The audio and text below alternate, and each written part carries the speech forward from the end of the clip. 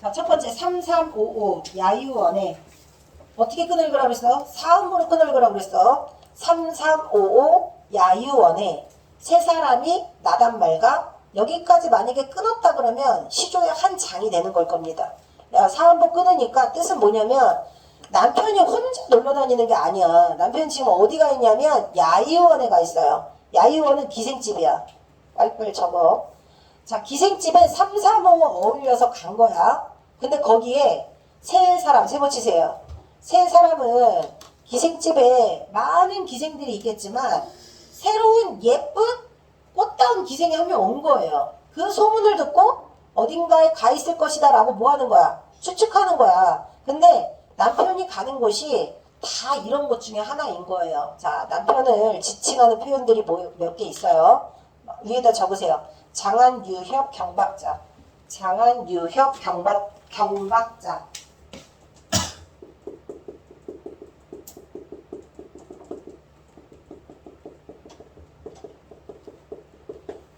자, 허면설은 양반 여성이기 때문에 한자가 엄청 많이 섞었습니다.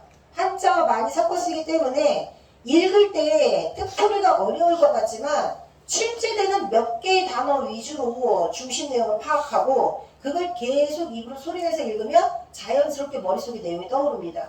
장안유의 경박자는 좀 전에 얘기한 것처럼 술 먹고 노름하고 여자 만나고 계집질하고 이런 사람을 일컫는 말이야.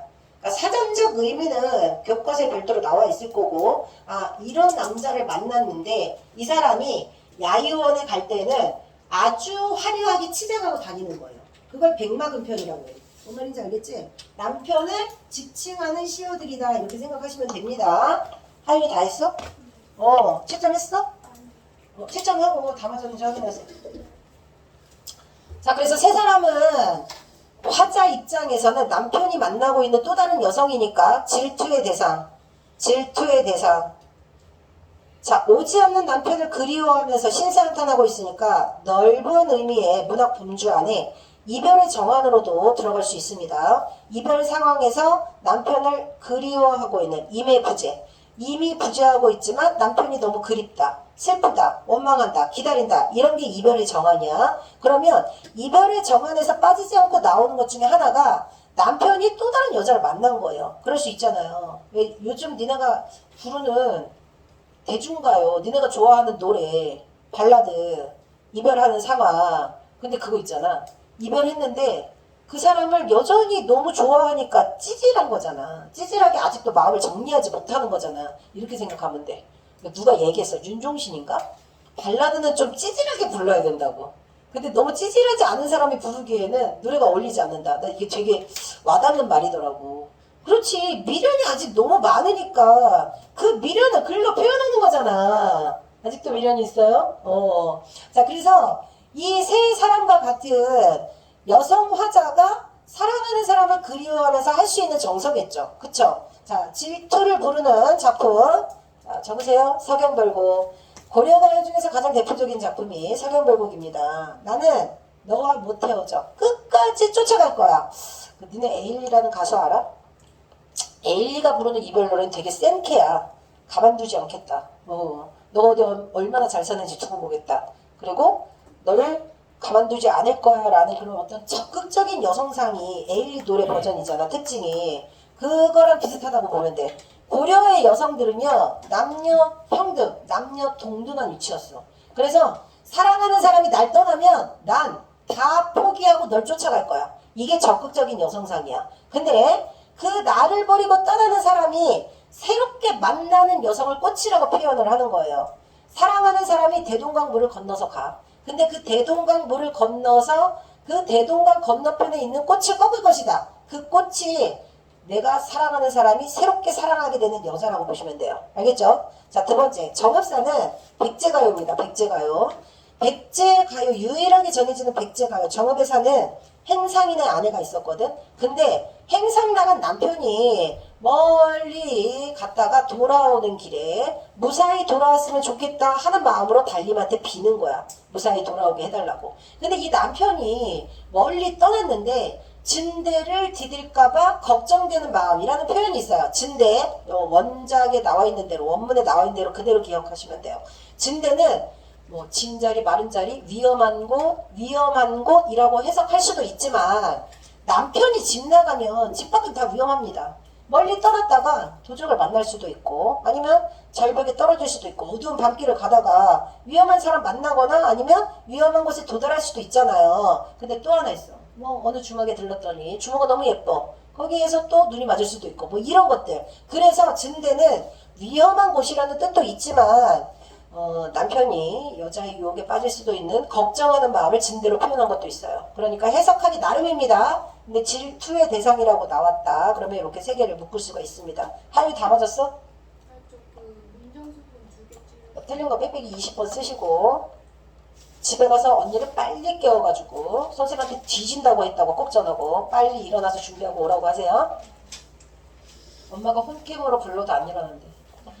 자, 그래서 세 사람이 나단 말과 곧 피고 곧이라고 써있지만 꽃이야.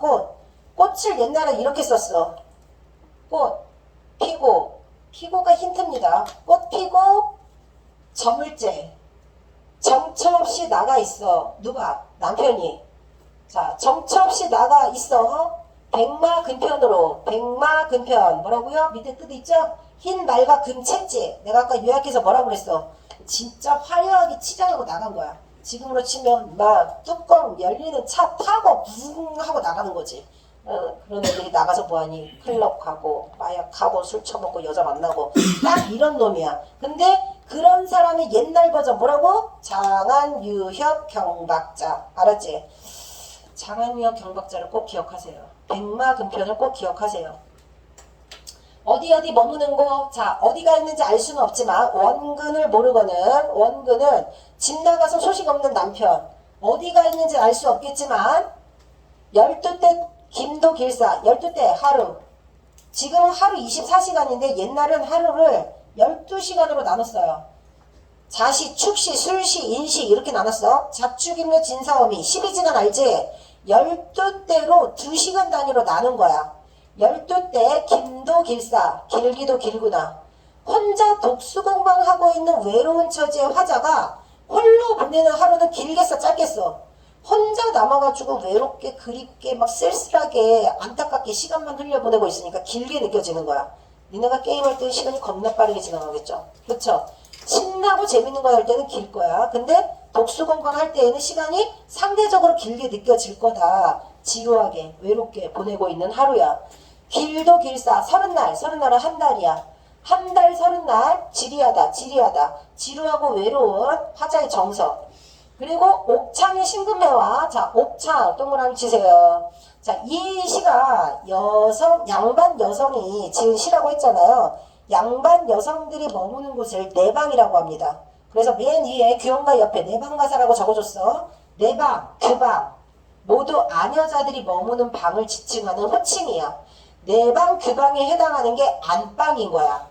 안사람이 머무는 방이라는 뜻이에요. 근데 지금의 안방의 개념은 달라졌지. 의미가 바뀌었지만 예전에는 여자들, 그 집의 집주인, 여성들이 머무는 방을 안방, 규방, 내방이라고 했습니다. 그래서 규방에 머물고 있는 여성이 오지 않는 남편을 원망하며 부르는 노래. 이 제목이 규언가고 내방 가사의 특징은요. 굉장히 여성스러운 우아하고 아름다운 표현이 특징입니다. 근데 그 내방에 꼭 있는 것 중에 하나가 옥창이야. 창문. 그러니까 양반 여성들이 있는 집에 큰 창문이 하나 있다. 그러면 그 창문 안에 있는 여성은 아름다운 자태로 앉아서 술을 놓고 있어. 그리고 그 옥창 밖에는 매화가 심어져 있는 거예요. 근데 밖에서 지나가는 사람이 안에 있는 안방에 머물고 있는 여성의 모습이 훤히 보이면 안 되잖아. 그래서 거기다가 뭘 치냐면 부용장을 쳐요. 부용장. 부용장이라는 건 커튼 같은 거라고 생각을 하면 돼. 그래서 부용장, 옥창 이런 거 나오면 여성 화자가 머물고 있는 방의 전경을 묘사할 때 쓰는 그런 표현이라고 생각하면 돼요. 여백에 열날이 잘 받아 적으세요. 힌트 주는 겁니다. 옥창, 부용장, 그 다음 내가 뭐 하나 얘기해줬지? 주렴. 주렴은 옥으로 만든 발이라는 뜻이야. 이거 다 여성 화자랑 관계 있는 소재들이에요. 자, 옥창의 심근 매화는 계절감을 나타내는 거고 자연물에 해당하는 거야. 내가 지난주까지 시조하면서 매화단추 국화 나올 때 매화의 뜻이 뭐라 그랬어요? 사군작, 지조절개라고 했습니다. 선비가 지은 시조에서 매화는 지조절개입니다. 근데 이 시는 여성 작가의 작품이고 매화가 몇 번을 피고 졌는지 모르겠는데 시간이 그렇게 많이 지났는데도 남편은 올 생각을 안 하는 거야. 이 뜻이야. 그래서 여기에서의 매화는 시간의 경과를 나타내는 겁니다. 매화가 몇 번이나 피어진 곳, 겨울밤 차고 찬재, 겨울밤은 추억, 자체는 세모치고, 구준비 세모치고, 1번 자체는, 2번 구준비.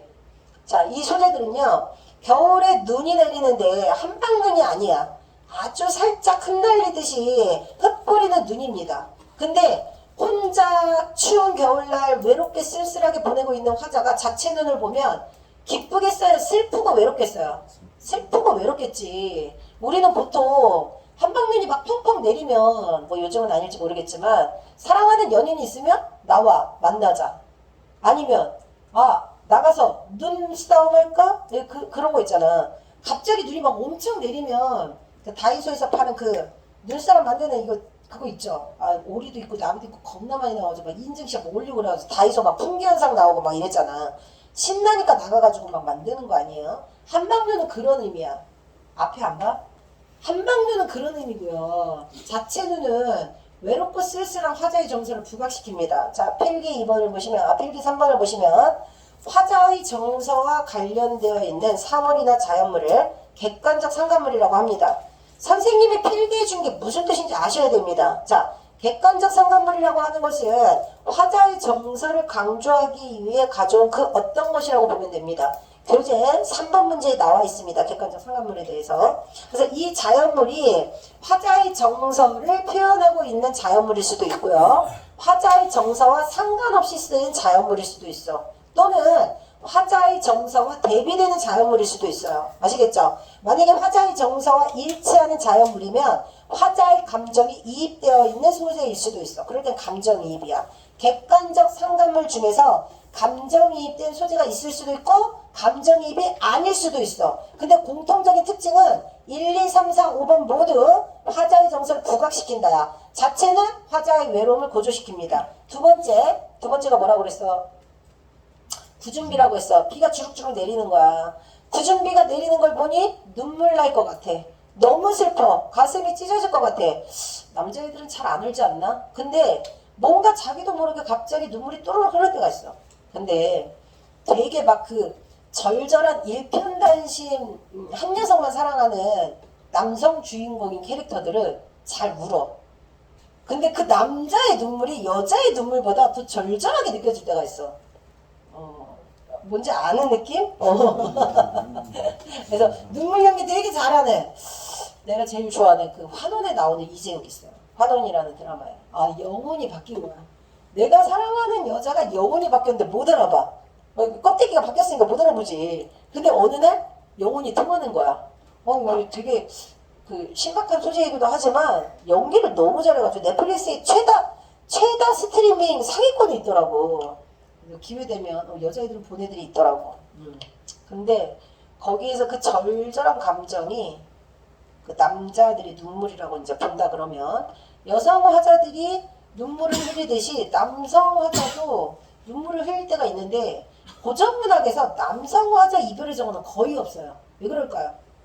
남자가 어떻게 눈물을 흘려? 이게 전통적인 방식이잖아. 현대물의 퓨전 사극이니까 눈물 흘리는 남주한테 여자들이 감동받는 거야. 남자라고 눈물을 못 흘리려는 법이 없어. 근데 이건 고전 문학이잖아. 그때 당시 정서에는 여성 화자만 대세인 거예요. 근데 거의 대부분의 여성 화자는 소극적이야. 그리고 눈물 철철 흘리고 체념하고 받아들이고 소극적이고 이렇게 이제 해석을 하면 되거든. 그래서 구준비도 화자의 쓸쓸함과 외로움을 고조시키는 소재. 객관적 상관물 2번이고요. 삼춘하류 호시절은 삼춘하류 꽃 피고 새 오는 봄이 되었어. 삼춘하류. 근데 호시절 꽃이 피고 새가 울면 바깥 풍경이 어떠니? 너무 아름다워. 꽃 피고 새 울면 어떻게 해야 돼요? 나가야 되죠. 나들이 가고 사람들은 신나고 막 여기저기 막 온갖 흥취가 막 느껴지는데 나는 그것과 반대야. 경물이 시름없다. 여기저기 보이는 온갖 경치, 사람들의 생동감 넘치는 모습, 나하고는 상관이 없어. 나는 지금 외롭고 쓸쓸하기 때문에. 그래서 경물을 봐도 아무 감흥이 없다. 감흥이 없다. 가을달 방에 들고, 자, 가을에 달빛이 쫙 내리비치는데, 실솔, 3번, 실솔, 별표, 귀뚜라미. 고전문학에서 실솔 나오면 다 외롭고 쓸쓸한 독수공방이라고 생각하면 돼. 혼자 조용히 독수공방을 하고 있으니까 밤에 귀뚜라미 울음소리가 처량하게 들리는 겁니다. 실솔이 상의 울제, 침상. 자려고 누웠어.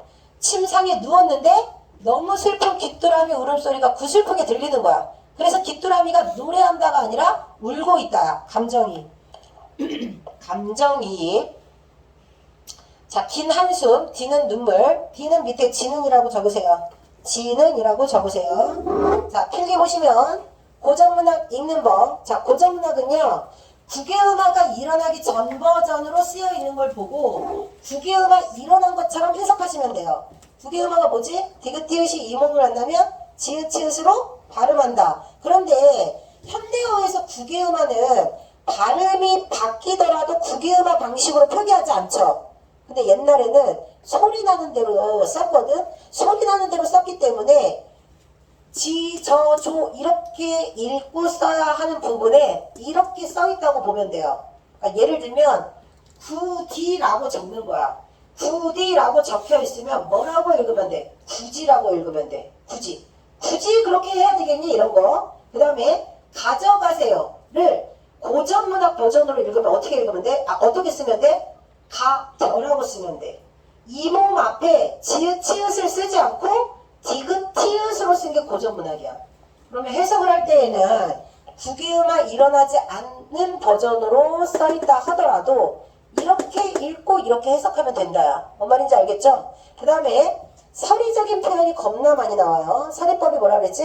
의문형 종결 표현을 쓰지만 의미를 강조하기 위한 표현이기 때문에 대답을 요구하는 게 아니야. 서리법. 대답을 요구하지 않는 서리법이 고전문학에서는 의미를 강조하는 효과 또는 감정 표현으로 주로 많이 쓰여요. 감탄형일 경우가 많아. 뭐뭐 했는가인데 탄식 이런 거라든지 아니면 기쁨이라든지 화자의 정서를 서리적 표현으로 많이 드러낸다. 그래서 서리법 같이 알아두시고요. 또 하나 있어. 받침에 오는 자음이 뒤에 모음으로 시작하는 말이 오면 받침 자음을 뒤에 첫 소리로 발음하는 걸 연음이라고 했죠. 그렇게 적어져 있어. 그렇게 적어져 있기 때문에 자, 이어적기 되어 있는 버전을 자, 아까 꽃을 고전에서는 어떻게 썼다고 그랬죠? 이렇게 썼다고 그랬죠? 이게 꽃이야. 이렇게 쓰고 뒤에 만약에 모음으로 시작하는 말이 오면 어떻게 한다고? 이렇게 적는다고. 이렇게 적힌 걸 보고 꽃이 곳이라고 했으니까 곳은 꽃은 이겠구나. 이렇게 추론하는 연습을 하셔야 돼요. 현대어 풀이를 하는 연습을 해야 된다. 꽃이라고 적지 않고 근데 이제 또 여기다 하나 더 추가하면 받침의 꽃을 시읒으로 적을 때도 있고 지읒으로 적을 때도 있고 디귿으로 적을 때도 있어요. 그건 이제 문법하면서 설명을 할 거거든. 자, 문법할 때 받침이 시읒, 지읒, 디귿을 다 같은 발음으로 생각하고 적었어요. 아시겠죠? 자, 이거 꽃 자주 나오는 표현이니까 알아두라. 뒤에 나오는 자음을 그럼 어떻게 하면 돼? 내려서 생각하면 돼. 해석할 때. 읽을 때는 이렇게 읽더라도 해석할 때는 이게 이렇게 내려가 있는 버전일 거다. 요렇게 적는 건 끊어 적기야. 적어봐. 자리가 없어. 요렇게 적는 건 이어 적기야. 이어 적기를 끊어 적기로 생각하고 해석하시면 돼요.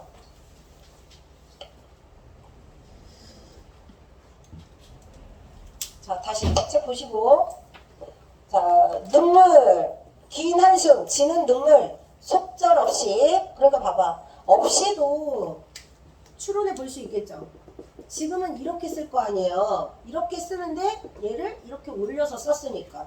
쉬운 표현으로 확인을 하시고 좀 헷갈릴 것 같은 것들도 이렇게 쪽 쪼개보는 그런 연습을 하라.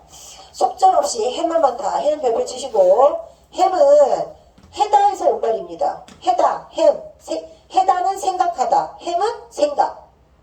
뭔 말인지 알겠지? 해다를 명사형으로 만들면 햄이 되겠죠? 햄은 생각, 해다는 생각하다. 자주 나오는 표현이니까 알아두고. 생각이 많아.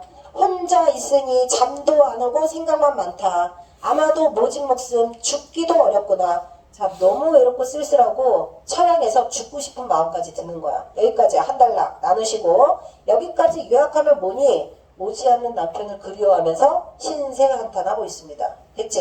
요약해. 거기 문단 나눠지는 옆에다가 요약하시면 됩니다. 그 다음 두 번째 문단 볼게요. 도로혀, 다시, 돌이켜. 풀처해니, 풀어 생각하니, 다시 돌이켜 생각해보니, 이리하여 어이하리. 아, 이래서 안 되겠어? 청등을 돌려놓고, 청등은 등불이라고 생각하면 돼. 등불. 돌려놓고, 녹기금, 동그라미. 녹기금은 검은 겁니다. 빚기 않고, 비스듬히 않고, 안아. 벽년한 한국조를, 줄쳐. 애절한 곡조. 진짜 누가 들어도 구슬프게 들리는 애절한 발라드라고 생각하시면 돼요. 그래서 벽련한 한곡조를 검은 거를 연주를 하는데 씨름조차 섞어타니 근심걱정 다 녹여서 검은 거를 연주하니 소산야우의 대소리 네모치시고 화표 천년의 별학 네모치시고 옆에 여백에다가 적으세요. 고사인용. 자, 고전문학에 자주 나오는 표현 중에 하나가 고사인용입니다. 자, 고사는 옛날에 소삼야우의 대소리는 대나무 소리야. 자, 비가 밤에 엄청 내리고 있어. 근데 대나무 숲속에 후두둑 떨어지는 빗소리가 너무 슬프게 들리는 거야. 뭔 말인지 알겠죠? 고사의 내용은 설명을 줍니다. 고사의 내용은 설명을 주고 그 고사를 인용해서 화자가 말하려고 하는 의미가 뭔지를 해석하면 돼. 지금 이 사람이 너무 슬픈 홀로 남겨진 밤에 검은 고를 연주하고 있는데 그 소리가 너무 애달픈 거야. 근데 그 애달픈 곡조가 소상야우의 대소리인 것 같고, 자, 화표천년의 벼락은 뭐냐면 그 화표 묘 앞에 무덤 앞에 그 비석 같은 거 세우는 거 알죠? 그 비석에 천년에 한 번씩 날아온다는 학이 있어요. 천년에 한 번씩 날아오는 학이 누군가의 무덤 앞에서 구슬프게 우는 거야. 너무 슬프겠지. 그럼 그 무덤에 사망하는 사람이 묻혀있다는 거 추론할 수 있겠죠. 이런 고사 속 내용을 따온 거야. 그 고사 속 내용을 따와서 내가 지금 연주하고 있는 검은고 곡조는 누가 들어도 너무 슬퍼. 뭐보다도 고사 속에 나와 있는 그 내용보다도 훨씬 더 슬프다, 이런 뜻이에요. 자, 잘 들어봐. 고사를 인용할 때 자주 나오는 표현들이 있어요. 근데 주로 고전문학에서 다루는 주제는 임금에 대한 충심과 나라 걱정.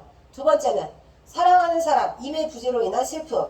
그 다음 세 번째는 부모님을 잃어서 너무 슬픈 거야. 또는 너무 예쁜 미인에 얽힌 고사도 있어요. 이런 식으로 몇 개 안 되는 주제들을 고사를 통해서 의미를 강조한다, 이렇게 생각하면 돼. 뭔 말인지 알겠지? 자, 그래서 거기 마지막에 듣 동그라미 쳐보세요. 소상야우의 뱃소리 섞어 드는 듯 화표 천년의 벼락이 오는 것처럼, 듣 대신 바꿔 쓸 수 있는 말, 듣처럼 같이 무슨 법이야? 직유법이야. 근데 고전문학에서는 직유법을 나타내는 표현은 거의 대부분 듣입니다. 알았죠? 현대문학에서 같이처럼 듣, 인형에 해당하는 것 중에서 고전문학은 거의 대부분 듣 나왔으니까 비유적인 표현이겠구나. 그럼 비유적인 표현의 원관념은 뭘까? 이렇게 해석하시면 됩니다. 구슬픈 국조에 검은고를 연주하니 적막하니 네 귀에 들릴 소리. 부용장 빠졌다. 옥수는 섬섬옥수의 줄임말이야. 그러니까 화자가 고운 손이야. 그러니까 이제 지금은 나이 들어서 늙고 추운 모습 된 것 같지만 그래도 양반 아녀자의 손은 섬섬옥수겠죠. 고운 손, 수단은 솜씨. 검은 거 연주하는 솜씨. 예나 지금이나 변함이 없건만. 부용장 적막하니. 부용장, 규방 안에 있는 것 중에서 옥창을 가리고 있는 게 부용장이라고 했습니다. 부용장 적막하다는 건 밑에 적어. 부용장 적막하니 밑줄 치시고 밑에. 자, 휘장만 덩그러니 있는 빈방에서 혼자 이렇게 검은 거나 연주하고 있는 화자의 처지를 네 글자로 표현해 보세요. 독수공방. 독수공방. 부용장 적막하니는 간단하게 얘기하면 독수공방 홀로 남겨진 외로운 처지라고 보시면 됩니다. 그 다음에 네 귀에 들릴 소리, 내 연주 소리 들어주는 사람 아무도 없다. 간장이 구곡되어 구비구비 끊쳤어라. 구비구비. 자, 의태어입니다. 구곡간장이라는 말 들어봤나? 우리 몸속에 있는 장기들, 간장 있지, 간장. 간장은 애간장을 녹인다 이런 표현이 있거든. 몸속에 있는 모든 간장이 다 찢어지고 녹아내릴 것 같은 슬픔이야. 그러니까 신세가 처량해가지고 검은 거 연주하다 보니까 눈물이 더 나는 것 같은 거야. 더 신세가 처량하게 느껴지는 거야. 이런 뜻입니다. 구비구비가 현대어로 치면 이런 거야. 구비구비. 이거겠죠? 소리 나는 대로 적은 거예요. 구비구비. 속에 있는 장기들이 이렇게 구비구비 있는 거야. 그게 다 찢어지고 애가 타는 것 같은 절절한 슬픔. 이런 뜻이다. 자, 그 다음에 차라리부터 발표입니다. 차라리 잠을 들어. 자, 이렇게 힘들 바에는 차라리 우리 힘들 때 뭐예요? 그냥 잡니다. 아무것도 생각하고 싶지 않으니까. 꿈에나 보려나 꿈 동그라미 치시고. 자, 필기 보시면 필기 5번 밑에 꿈을 보세요. 자, 첫 번째 자음에 시옷디귿 하병병서입니다. 서로 다른 자음을 나란히 쓰는 걸 하병병서라고 하죠. 하병병서로 나란히 쓰는 첫머리에 나오는 자음을 어두자음근이라고 해요. 어두자음근. 어두자음근은 뒤에 나오는 자음 된소리로 읽으시면 돼요. 알겠죠? 시옷 기역이니까 쌍기역으로 읽으면 돼. 그러면 시옷 디귿이면 쌍디귿으로 읽으면 돼. 알았지? 자, 꿈속에서나 님을 만날 수 있을까라고 하는 것은 꿈이라고 하는 것의 의미 1번, 2번이 있다. 고전문학에서 꿈은 두 가지 의미로 해석이 가능한데 1번은 현실에 없는 님을 만나고 싶은 간절한 마음에 꿈을 꾸면 꿈속에 그 사람이 나오겠죠. 그러니까 1번 꿈의 의미는 이별의 정원에서 나오는 꿈이라면 님과 만나는 제외의 공간이에요. 님과 만남이 가능하다는 게 꿈속에서밖에 만날 수 없는 현실에서는 부재한 님. 자, 그리고 두 번째는 자, 꿈을 꿨는데 와, 꿈속에서 너무 신나. 로또 100만원 당첨된 거예요. 로또 1000만원 100만원 당첨돼봤자 꿈속에서 당첨된 거. 현실에서는 아무짝에도 쓸모가 없습니다. 그래서 꿈속에서 온갖 부귀영화를 다 누리고 출세를 했건만 잠을 깨고 나니 어떤 마음이 들까? 허탈하다, 허무하다. 자, 인생만사 한낮 한여름밤에 꾸는 꿈과 같습니다. 이러면 인생무상, 부귀영화, 입신양명, 덧없는 삶, 덧없는 삶, 덧없다, 허무하다, 아 의미 없다, 이럴 때 꿈을 씁니다. 두 가지 의미 중에 하나다. 네, 여기에서는 1번 의미가 되겠죠. 두 개 알아놓으시면 됩니다. 자, 꿈에나 보려 하니 꿈을 꿨는데 내가 님과 함께 꿈속에서 뭔가 하소연도 하고 회포도 풀려고 했는데 이 나의 잠을 방해하는 것들이 있어. 깊은 잠을 잘 수가 없는 거야. 뭐 때문이야? 풀 속에 오는 증생. 증생 세모 치시고 장애물입니다. 방해물입니다. 나의 잠을 방해하는 거, 임과의 만남을 방해하는 장애물. 무슨 일 원수를 써? 너 나랑 무슨 원수를 졌길래 잠조차 깨우는다. 는다 동그라미 치세요. 는다. 자, 는다가 현대어에서 해석할 때는 현재 시제 평소형입니다. 그쵸? 근데 는다는 고전문학에서 의문형이야. 표시해. 의문형. 의문형 종결 표현으로 해석해야 되기 때문에 너 나하고 무슨 원수를 졌길래 내 잠을 깨우느냐. 깨우느냐. 뭐 하는 거야? 원망하는 거지? 제발 잠 좀 자게 해줘. 방해하지 마. 천상의 견우직녀. 자, 견우직녀 동그라미 치시고 은하수 세모 치시고 견우직녀가 1년에 딱 한 번 만나는 때가 언제야? 7월 7석이야. 견우직녀는 은하수를 사이에 두고 1년에 딱 한 번밖에 만나지 않습니다. 왜 그런지 알죠? 근데 견우직녀가 열렬히 사랑하는 사이인데 이렇게 은하수를 가로막고 있는데 1년에 딱 한 번 만나는데 그 약속을 한 번도 어겨본 적이 없어. 그래서 은하수에서 상봉한 견우직녀가 눈물을 펑펑 흘린다 그래가지고 7월 7석이 되면 어김없이 비가 오죠. 두 사람이 만났다는 뜻이야. 실기치 아니하다 줄 치시고 실기 기약을 어기다 이런 뜻이야. 근데 기약을 어긴 적이 없다 뒤에 아니하고 했으니까 그들이 약속을 어긴 적은 단 한 번도 없다. 자, 약간 문맥적으로 해석을 하면 은하수와 같은 장애물이 가로막혀 있어도 견우직녀의 사랑 막을 수 없다. 그들은 어김없이 신을 지키고 반드시 만나게 되어 있다. 근데 내 처지, 화자의 처지와 대비된다. 자, 화자의 처지와 대비되는 소재를 찾으시오. 뭐예요? 견우직녀. 화자를 힘들게 만드는 남편은 우리님, 남편은 무슨 약수 가력관데, 자, 약수에도 얽혀있는 고사가 있습니다. 약수는요, 사람이 도저히 건널 수 없는 강이란 뜻이야. 깃털 하나도 물에 뜨지 않는 강이라는 뜻이야. 강에 아무것도 띄울 수 없으니까 그 강을 건널 수가 없는 거예요. 뭔 말인지 알겠죠? 건널 수 없는 강이니까 은하수보다 더 큰 방해물, 장애물이라고 해석하면 돼. 근데 은하수도 인간이 도저히 만나기 힘든 그런 어떤 장애물인데 너는 도대체 어떤 장애물이 있기 때문에 돌아오지 않는 거니? 이런 뜻입니다. 우리님 무슨 약속 가려건데 소식조차 끊쳤는 거. 자, 끊쳤는 거. 그 다음에 깨우는가 꿈 모두 어두자운근 쓰인 거 보이시죠? 읽을 때 뒤에 오는 거 된소리 되기로 읽으시면 됩니다. 자, 우리는 가신 후에 무슨 약속 가려건데 오거나 가거나 소식조차 끝없는 곳. 난간에 비껴서서, 자, 집 앞에 있는 난간에 비스듬히 기대어 서서 님 가신데 바라보니 초로는 맺혀있고 초로의 로는 이슬로자입니다. 객관적 상관말 몇 번이냐? 번호를 붙이세요. 자, 아까 녹기금이 4번이었고 초로, 모은 5번입니다. 초로의 로는 이슬로자, 모은의 우는 구름은 자야.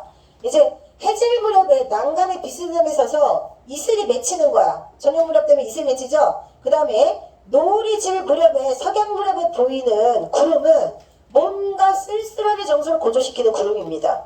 그런 모운을 보고 있으려니 더욱더 오늘 하루 다 지났는데 오늘도 이제 날 샜네. 안 들어오네 이 인간. 이렇게 되는 거야. 그러니까 화자의 외로움이 부각되는 거고 중림의 푸른 곳에 대나무 숲속 푸른 곳에 고대니까 고새라고 읽으시면 돼요.